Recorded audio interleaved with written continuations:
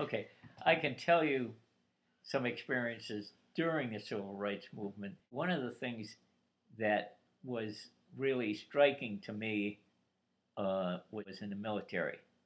I was I was in the service, and we went down to Alamogordo, New Mexico, to fire missiles with a group.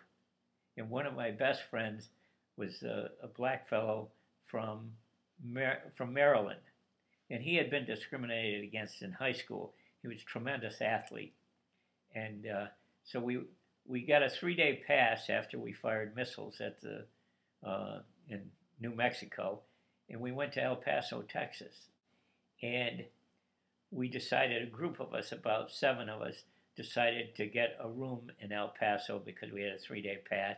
We were going over to Mexico the next day to Juarez, dumpy place, but at the time, everybody would go over to Mexico from El Paso. So uh, we had this young black fellow with us who was a great guy. We went to get a motel room, and we walked in, and the desk clerk said, "Sorry, fellas, you got this guy with you.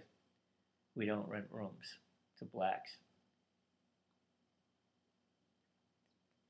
Bothers me to talk about it. Anyway, so we went to about every hotel in El Paso, Texas, and they wouldn't let us in with this good friend of ours. And of course, I was from the north, and he was just one of the guys to me.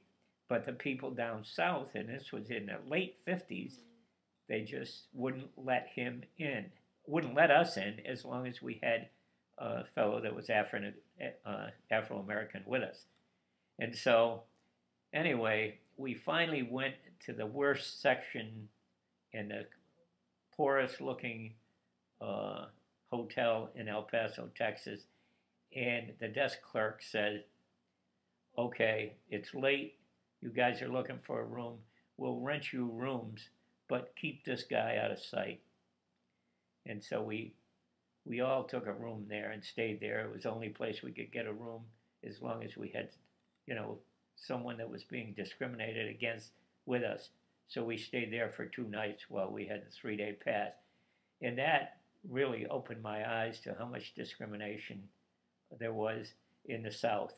And this was in Texas, which probably wasn't as bad as the Deep South around, Alabama, Georgia, Mississippi, and all those areas. And but anyway, it was bad. And so we'll talk further about 1964 to 68 period because I was working as a biologist in New York at the time, and there was a lot of things going on with the civil rights movement, and we were actually in the Hudson Valley.